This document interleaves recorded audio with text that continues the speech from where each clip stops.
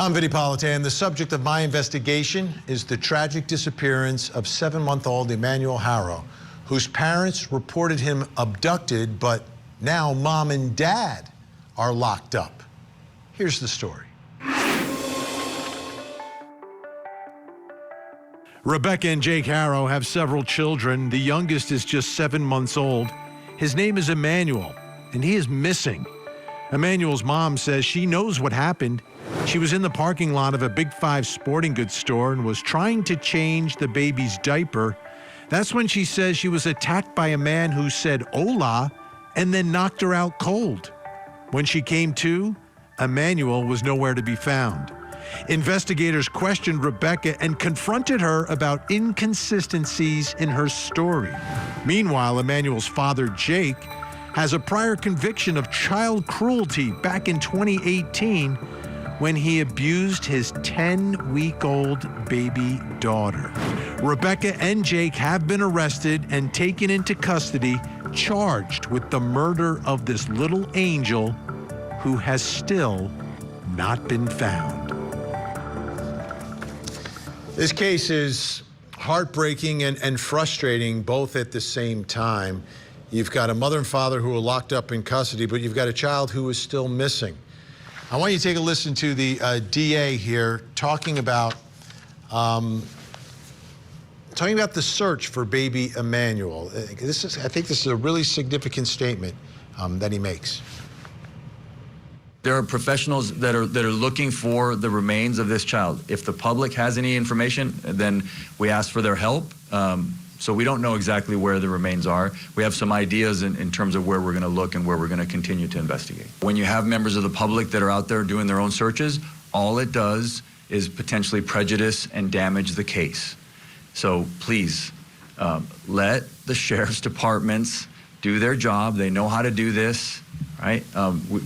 We're helping with them, anything they need from us, but they are the ones driving this investigation, and they will track down every lead. I have all the confidence in both of these great sheriffs and their great departments. That was 21 days ago. 21 days ago, and basically telling the public to back off, don't look for baby Emmanuel. Now, I've covered dozens and dozens and dozens of stories like this, and sometimes the children or the moms or the dads or whoever is missing is never found. And one way they never get found is if no one's looking for them. Now, I trust that the men and women of these sheriff's departments are passionate and really good at their jobs. But it's been 21 days now, and baby Emmanuel still hasn't been found. And to me, it's a little surprising and a little discouraging not wanting to use the public, if the public is willing to come forward and help. And that brings us to the first question in our investigation tonight.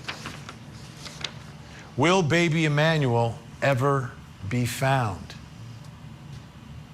I mean, that was 21 days ago when he said, don't look. People had been attempting to find this child because people feel so passionate about it.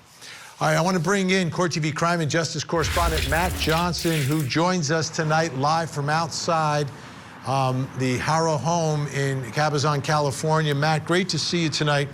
And to me, the one thing that has struck me about this case has been the reaction. Like, I get it on social media, but also locally, it has been intense. This community is invested in the story, wants to help find this child. What are you seeing and feeling tonight as you're in front of the home? Yeah, you know, this is a community that's grieving for this missing child, missing baby Emmanuel, just 7 months old when he was reported missing on August 14th. And since that time, we have been to the house many times, and this memorial growing. Let me show you what it looks like over my shoulder. You can see that there are signs, there are teddy bears, there are candles. This has been a growing memorial and vigil. There's flowers over here. It reads, "Baby Emmanuel, we love you and we pray for you. You get the justice you deserve, sweet baby boy. Justice for Emmanuel." That is really the message out here as we're looking at toys, dozens and dozens of plushies, angel wings, toys, signs, just being placed out here by record number, by people that are really searching for answers and wanting to help the community find this baby, but they're being told by sheriff's deputies to hold off and not search on their own. Vinny? What's fascinating, Matt, is you start going through that memorial. We've seen, unfortunately, many of them. This is in a remote area, not a dense population. And to have that level of people and outpouring, to me, speaks volumes. Now, let's talk about the search. There was one search in one spot, and my understanding is that you went back to that spot today. Tell me about what you did today. Yeah, it's about 20 minutes, about 21 miles away from Cabazon, where we're located right here in the desert community, just outside of Palm Springs. This is also about 80 miles away from Los Angeles, to give you an idea, lay of the land. So we went to that search area. It's near the 60 freeway in Moreno Valley. I wanted to show you what it's like. Take a look. We are now off the busy 60 freeway in Southern California, Gelman Springs Road in Moreno Valley. This is potentially another crime scene. This is where Jake Haro was spotted with investigators after his arrest. He was in a jail jumpsuit. He was out here with deputies from San Bernardino County Sheriffs, along with cadaver dogs. They didn't find any remains, and deputies say he was not cooperating. But the questions are, what led investigators to this location, and will the baby ever be found? For those answers, we enlisted the help of retired special agent with the FBI, Bobby Chacon. So when I first came out here, initially I was like, there's a lot of traffic actually off the 60 freeway, but it's very remote and a lot of brush. Talk to me about the area. Sure, you do see a lot of traffic here now because we're here midday, but you don't see any traffic lights, any street lights. There's no homes as far as you can see, and in the back behind us, you can see how rugged it is. It's hilly, it's desolate. There's not much here. Probably at night, this is probably very remote. You probably can't see anything here if your lights are off. In your experience, would this be a good place to hide something? I mean, this is a very good place to hide something because number one, access is not all that great. You can get here at night and not be seen. And it's just very remote. There's not a lot of people would walk through and stumble upon something you leave here, although there's probably a lot of wildlife here. So if you leave something that's going to decay and be, consumed by wildlife, that would probably happen. Okay, so you mentioned wildlife. There's coyotes. There's other wildlife out here. Will the baby ever be located? This is, at 7 months old, he's a very small child. Animals consume very voraciously here, so he could be consumed fairly easily and quickly, unfortunately. Things in this hot sun really decay quickly. But would the cadaver dogs have picked that up? They were out here. Sure, cadaver dogs would certainly pick up something like that. They were here, but also you can see how vast this area is. Unless they're right on the scent, and you can feel the wind blowing today, unless they're right on the scent, this is a vast area to search, even with dogs. So you have to have specific information that drives you here. Jake Haro was brought out here by investigators, but it didn't appear that he was actively searching or participating. So why bring him out here? That's a great question. Why they brought Jake Haro out here is still a mystery. The only reason that you normally see a person brought out is if they have information that's going to benefit you in your search. So that means the information would come from them. Other than that, if they had, say, electronic information, say his cell phone hit here and they analyzed the cell phone data, that could drive you here. But if he's not cooperating with the investigation, why bring him here? And really, you can't force someone in custody to come out to the field with you. He had to have agreed to come out. Now, he may have agreed and know he wasn't going to give them any kind of pertinent information, but you can't force somebody like that out here. So he was out here voluntarily, in a manner of speaking, but during the course of that, he didn't look like he was directing them anywhere. In the footage that I saw, he wasn't pointing anywhere. He wasn't leading them anywhere. He was just kind of standing with the investigators. So it's to get his reaction, maybe? Maybe to get his reaction. I don't know. They brought him out here. Maybe if they thought he was close, he would kind of get emotional or break down. It is his son, after all. So, I mean, maybe that's what they were doing, but certainly it wasn't fruitful, whatever it was. Do you think that he's maybe participating or being brought out to more searches? Investigators are being very tight-lipped as to where they're going next. Yeah, that's kind of odd that they wouldn't have released the information that led them here. Because if it was really good information, you know, they often enlist the help of the community. You can have community people out here searching. We've all seen that, you know, elbow to elbow, arm in arm, walking through woods, walking through areas like this, trying to find and help law enforcement. But for some reason, they did not do that in this case. So they either ruled out this area completely very quickly, or they're waiting to get further, more specific information to get them closer to a place, because it's so vast out here. Unless you have much more specific information, it's less than a needle in a haystack. In your experience, you've taken part in a lot of investigations like this in your career as FBI. Where do you think they are now in their investigation? Where might they be looking next?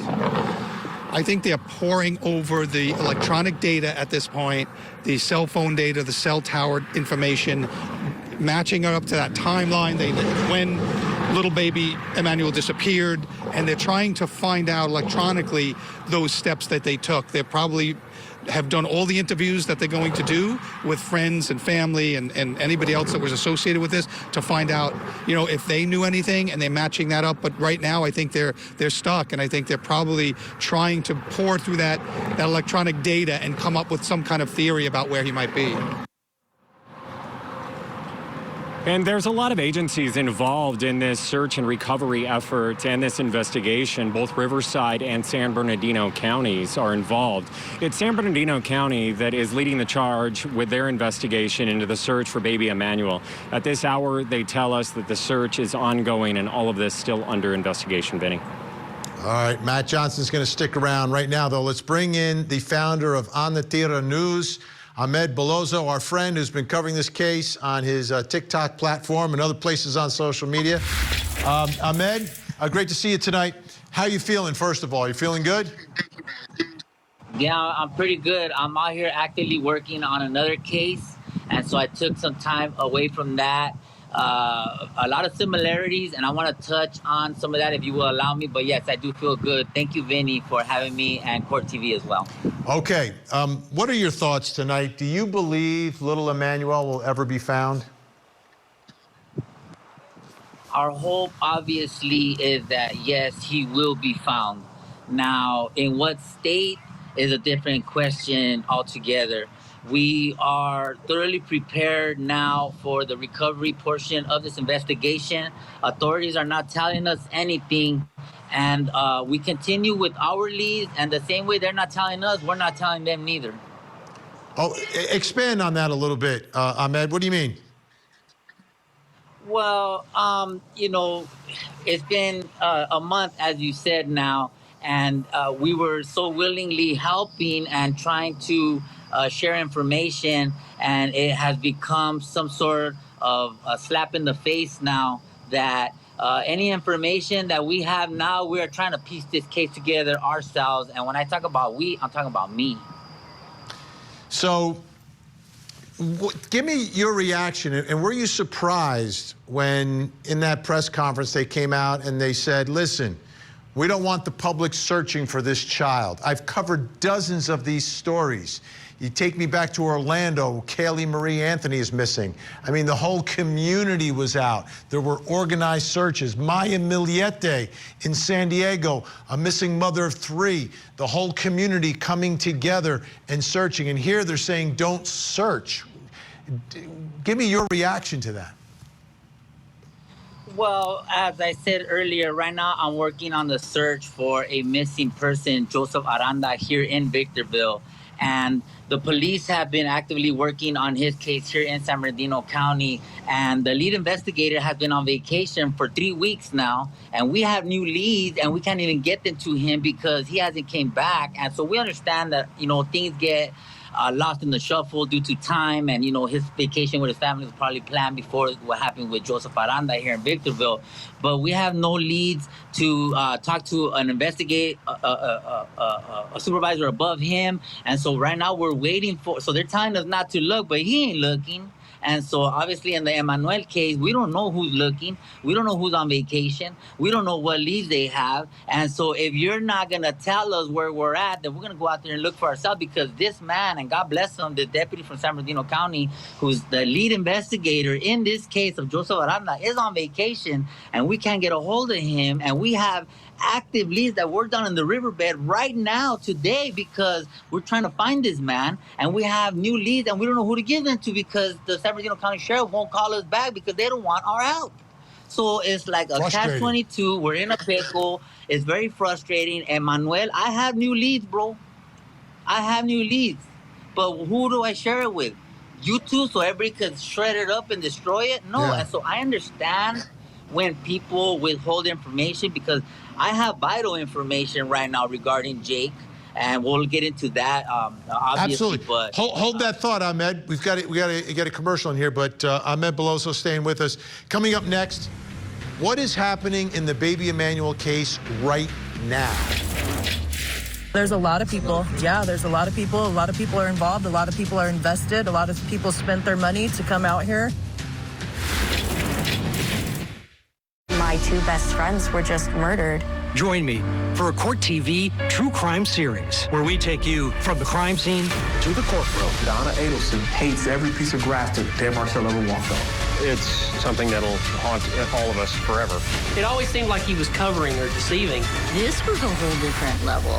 Victim to Verdict with Ted Rowlands, a Court TV original series. Season premieres September 27th. Only on Court TV.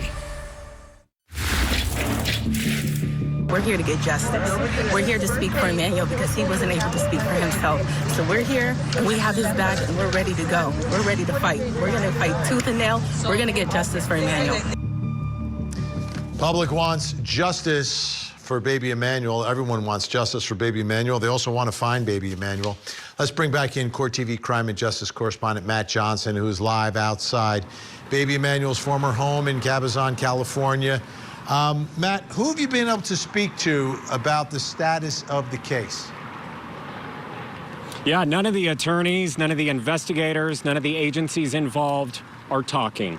But the Riverside County District Attorney that made the official charges against Jake and Rebecca Haro last month, they did release a statement to Court TV that in part reads this about a pending possible plea deal. Let's put it on your screen. A felony settlement conference is a hearing between an arraignment and a preliminary hearing. Despite the title, it doesn't mean, however, that there will be a settlement, in other words, a plea deal. It goes on to say a felony settlement conference was continued at the request of Jake Harrow and his attorneys. No motions have been made other than the continuance by Jake Harrow's attorneys to continue. Well, he continues to be represented by the Riverside County Public Defender's Office. They're not commenting in light of these filings and this request for more time before the initial next court appearance, which is going to be the preliminary hearing if it doesn't plea out first. But we are hearing that the mother, Rebecca Haro, is being represented by a very well-known attorney in the area who has a lot of other high-profile cases on his belt, including the Turpin House of Horror case, which I covered when I was an anchor here in Los Angeles, and that also led to a plea deal. Vinny? Yeah, you know, you've got two defendants, and it just seems that that's where it's moving towards. Matt Johnson doing great work, as always. Thank you so much. That brings us to the next question in our investigation, which is about right now. What is happening in the baby Emmanuel case right now as we speak? Here to help with our investigation, host of the Hidden True Crime podcast and YouTube channel, Lauren Mathias, and founder of On the Tira News, Ahmed Beloso. All right. How would you answer this question, Ahmed? What is happening in the case right now? Well, as he stated earlier, nobody's telling us anything, but I know what my constituents are telling me, and I know where I'm at in this investigation, so I can only speak for myself, if you would like to know where I'm at. Absolutely. Everyone at home is saying, Vinny, please let him say where he's at right now. So right now we're focused in on August 7th, 8th, and 9th. We have a definitive location that Jake, in fact, took items on the 7th. And I don't want to say too much because I know more information that I'm saying. The thing is that the police also know what I'm talking about. The public doesn't know because I haven't given them a location. I haven't given them no items. I haven't given them anything other than what we were. It's a very, very tricky situation when you have vital information and you cannot release everything because one, Jake doesn't know what I have. Does that make sense? Absolutely. And two, he's over there trying to scramble because he doesn't know what evidence we're presenting and because he doesn't know, but he knows he was there at the place. We have him on the 7th because he took items and they were brand new items. It was a service store, I guess you could say, right? Where they exchange gift service, not gifts, where they exchange services and blah, blah, blah, right?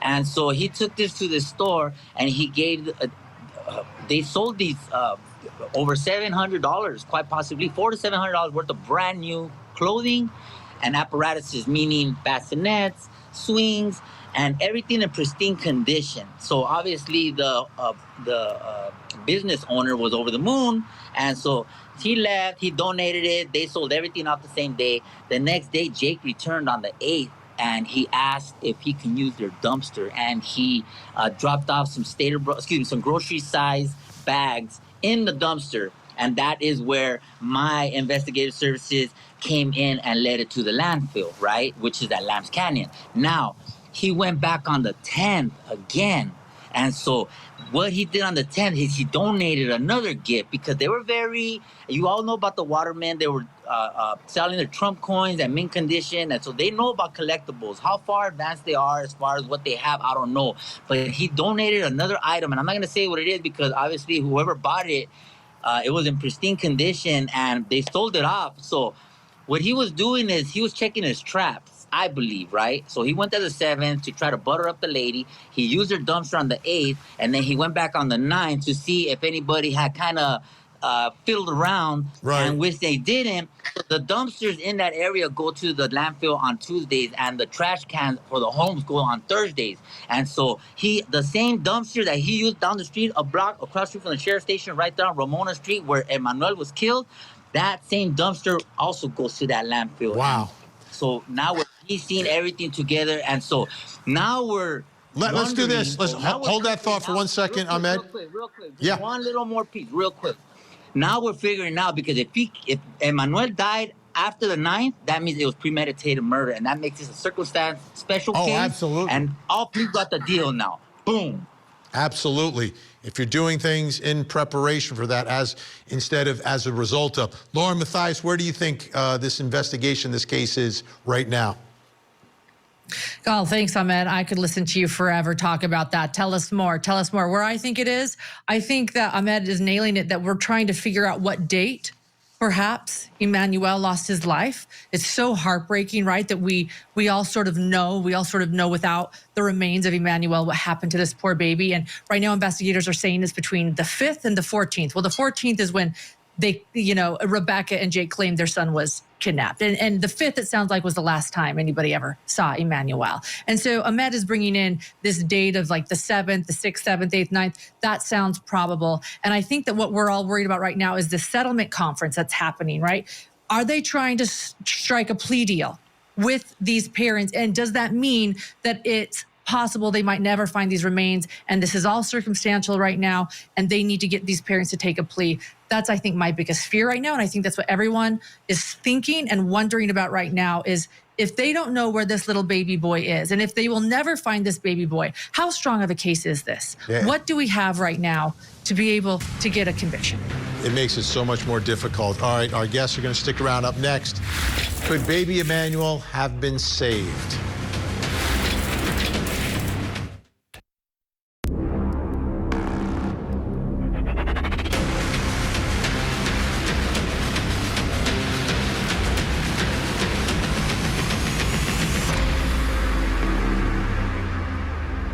I'm Vinnie Politan. We continue our investigation of the disappearance of 7-month-old baby Emmanuel Haro.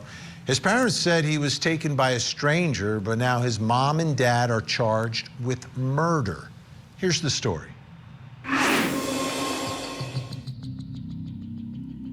The disappearance of 7-month-old Emmanuel Haro in Riverside County, California, has shaken the community to its core. At first, his parents pleaded for help, claiming their infant son had vanished without a trace.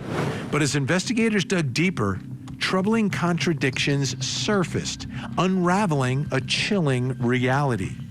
Authorities now say Emmanuel's parents, the very people meant to nurture and protect him, are the ones responsible for his disappearance.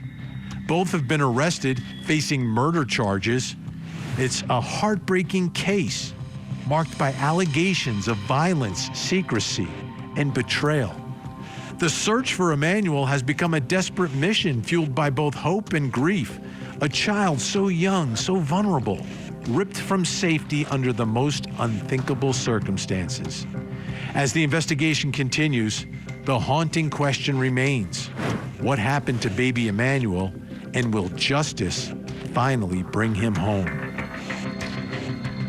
Emmanuel's father, Jake Harrow, has a disturbing history involving another child that was really young, just 10 weeks old. He was convicted of abusing that child. And that issue alone has a lot of people scratching their heads about what is going on here. Take a listen to the DA talking about Jake Harrow's history. It was an outrageous error in judgment by this judge. And I don't have any problem saying that. I'm not attacking the judge personally. That decision was absolutely outrageous. Mr. Harrow should have been in prison at the time that this crime happened. And if that judge had done his job as he should have done, Emmanuel would be alive today. And that's a shame, and it's an outrage. And I hate to say that, but when our criminal justice system breaks down, I'm going to just call it like it is and tell you it broke down. I want to read to you the injuries. The child's name is Carolina. She is still alive today, but she is permanently bedridden. She has permanent damage, cerebral palsy, that is a result of long-term child abuse. I want to read to you the injuries that were presented in court to this judge at the time of that previous prosecution. Acute fracture of the posterior left rib, 5th rib, healing fractures of the posterior lateral 6th, 7th, and 10th through 12th ribs, healing fractures of the 6th and 9th through 12th ribs, partial bone fracture of the skull, brain hemorrhage, significant prevertebral soft tissue swelling of the neck, and a healing tibia fracture of the right leg. This is severe abuse for an infant. And so whatever you think of the criminal justice system and people need a break, someone who does that to a child belongs in prison, period. You're talking about an extremely young child, like 10 weeks old. And he was convicted of that, but the judge acknowledged giving him a break and a non-custodial sentence with a suspended sentence. That meant he walked out. He did not get locked up. That brings us to the next question in our investigation.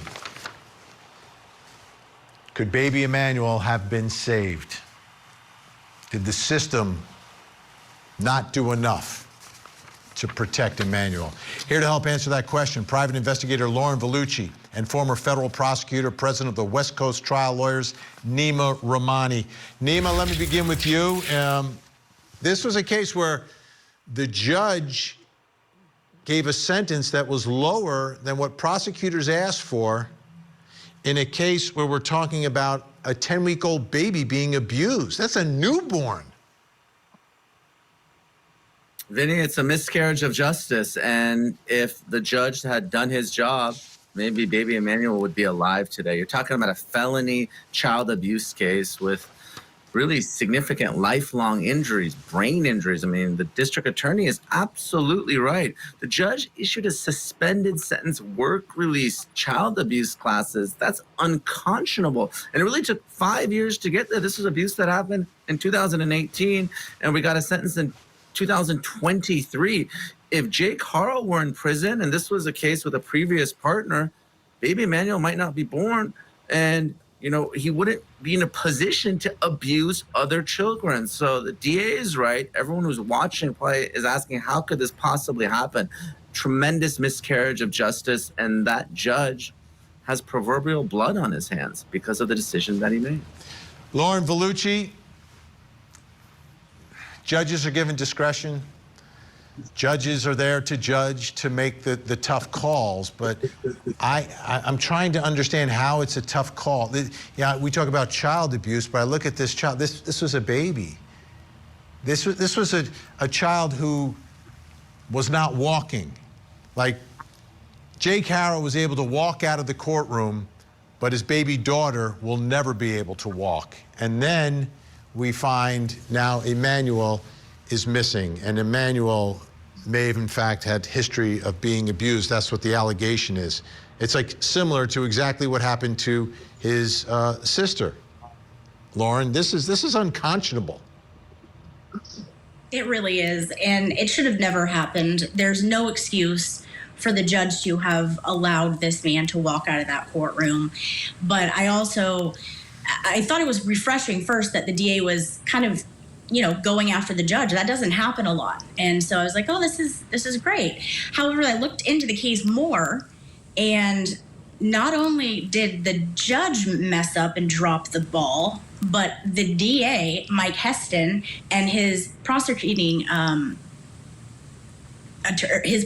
office, they also seem to have dropped the ball and just kept kicking the can, because Jake had a probation violation in 2024, which would have vacated his suspended sentence.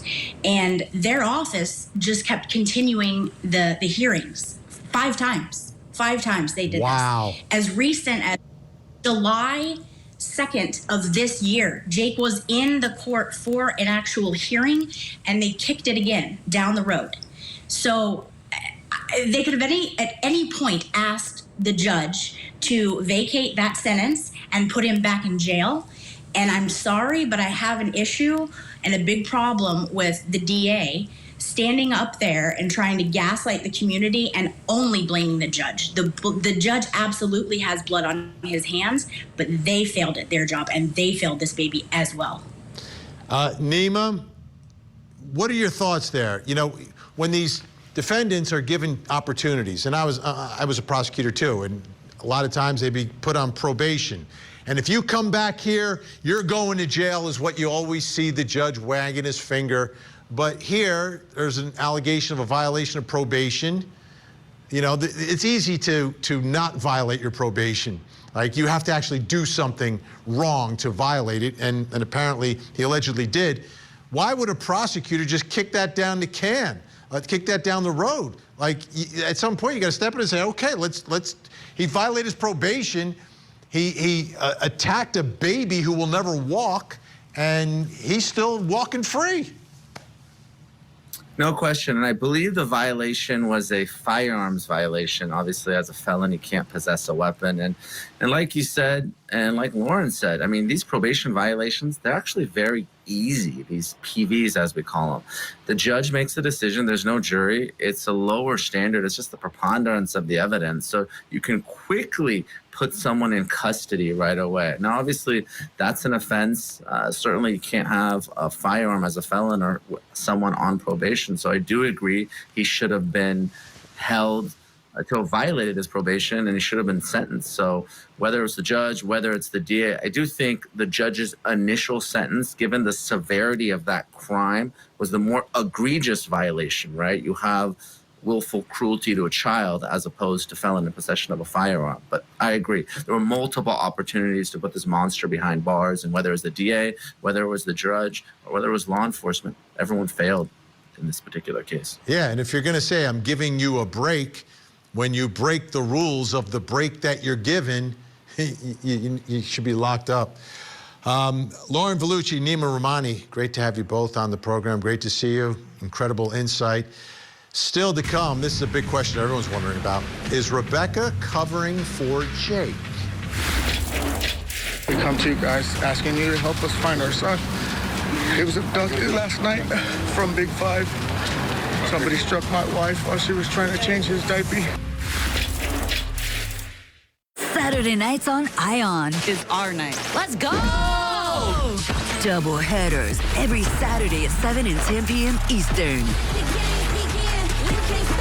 The new Saturday Night Out is on ION all season long. A young mother found brutally murdered. Now the victim's boyfriend, a married father of 4, is charged for the murder of his alleged mistress and her unborn child. The pregnant mistress murder trial. Live coverage weekday mornings, only on Court TV. Ray, I just asked you guys if you could help us, you know? Please. This is what he looks like. He's just a baby. Just give our son back, please. That's how this whole story and investigation began. 2 parents pleading to the public for help in finding their missing child.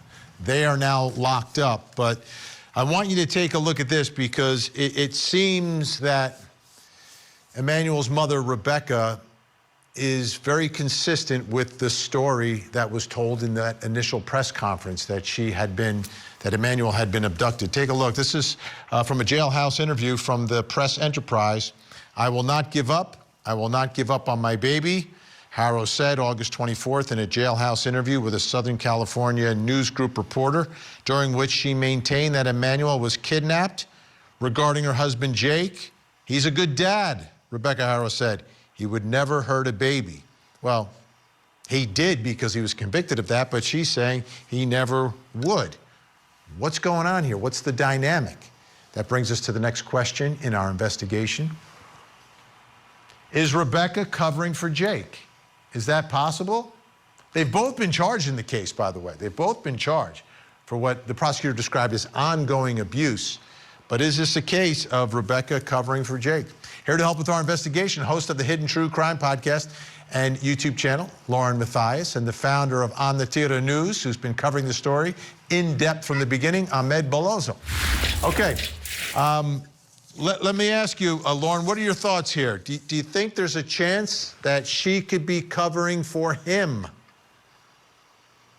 My personal opinion, right here, from what I've seen covering this case, yes. I think she is covering for Jake Harrow, and it goes back to the fact that there's one common denominator when it comes to not just one now, but 2 charges, 1 conviction, 2 charges, 1 conviction of abuse against an infant, a baby. And that is Jake Harrow. He didn't know Rebecca the first time this happened when he was convicted of doing this to his daughter. And now he's done this again, allegedly, according to the charges. And that is the common denominator in this. I think she absolutely could be covering for him. She also has a black eye. We've all wondered, where did she get that black eye if it wasn't from the guy that said hola, right? Where did she get it? Could it have been Jake? Could it have been Jake? That's where my mind goes. Yeah, that's a huge part of this. Initially, when we saw the black eye, we were like, oh, it was the hola guy, but the timing might not have necessarily worked out there if she had it beforehand. Ahmed, what are your thoughts here about mom and dad, Rebecca and Jake? Because they've both been charged. It's an allegation of ongoing abuse. But do you have anything that leads you to believe that she may be covering for him, who has a prior conviction of abuse against a child? Well, she already started off her story saying hola, and she's saying that Jake would never hurt a child, when, as you said, he's been convicted of actually doing that. And not only once, but multiple times now, we know. And so she's just as disturbed as him. You can see the distant look in her eye. I'm not believing it for a second. I think she still loves him. I think she's absolutely covering up for him. And that's just what, not only my opinion, I think that's what we all think. I'll say it. And not only that, these women, there's abused women. You can see she's abused. And he's the abuser. and she's probably comes. Who knows how far along she's been abused? So we don't know how far in her own, whatever she's dealing with. But I know that a woman is. With the woman I see, she's standing by her man, and I don't know if he's standing with her, but I think that she very much is still in love with him, and is clear by her statements. So yeah, I think so. Yeah. You know, Lauren, I was thinking, how does this translate into the ongoing case, right? And when you have two defendants so many times, one will turn on the other. The first one there gets the deal, not the second one. And I was thinking, well, who has what story to tell? And to me, it came back to the black eye, just like you. Like, if she has a story to tell that she is also a victim of his, then I could see prosecutors thinking about giving her a deal, regardless of what evidence that they have, if they believe that she suffered from abuse and then has some mitigating explanation for what happened here. I'm wondering what she thought when she heard that Jake was out with detectives searching for Emmanuel. That, to me, was a very interesting move by investigators, and I'm wondering what her reaction to that may have been, because it seems she's still standing by him. I've wondered the exact same thing. Did that make her nervous? Of course, interestingly enough, after Jake was spotted out there helping investigators, we then heard an interview from him from behind bars, and in that, he was saying what a good mother she was, and that she would never do this. And so at that moment, we all thought, after we saw him searching with investigators, oh, he's gonna throw her under the bus, just like we all predicted, suspected, here we go. But then he gives this behind bars interview where he says, nope, she didn't have anything to do with it either. And was that manipulation, or was that a pact, or what was this? But this is not going, I don't think, the way that those of us watching this thought it would go. I thought that they would break a lot faster, honestly, and that one would turn on the other. And they are sort of standing by their stories. Or, I mean, we don't know what investigators have, right? From what it looks like, from what we can see on the outside looking in, no one is exactly turning right now, but will they? And when it comes to Rebecca, this is what I think happened. She said, I was on the floor. When she explained Ola guy originally, I was on the floor. I was knocked unconscious, and then Emmanuel was gone. I'm gonna get a little bit into my own thoughts on this. I think that's maybe exactly what happened, that she was knocked on the floor. It just wasn't by a guy saying Ola. Yeah. It was somebody else. Ahmed, we have about 20 seconds or so left here. Is anyone from her family speaking out? Because sometimes that's where the pressure comes from, right? Like her mother, her sister, or someone who would come forward and say, just tell police what happened here. Well, as I said, I don't know what Rebecca's thinking, because I don't even tripping on her. And we don't know if Jake took the cops down there. For all we know, the cops took Jake down there, because I never seen Jake pointing. And not only that, I have a recording from an actual witness that I haven't shared yet. And the police know who she is. And I'm not going to share it, because it's all going to come out in the soap, homie. And I'm not even tripping on Rebecca right now. She's going to get her deal, but she's going to get life without. That's going to be her deal. All right, big thank you, Lauren Mathias, Hidden True Crime, Ahmed Bellozo on the Tira. We appreciate it. We'll see you again soon. You know, it seems the only way this little baby will be found is if mom or dad talk, if they know, right?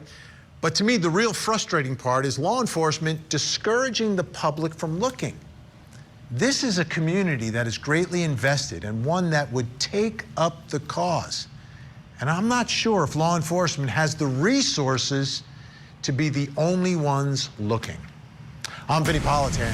We'll keep digging for answers as the investigation continues.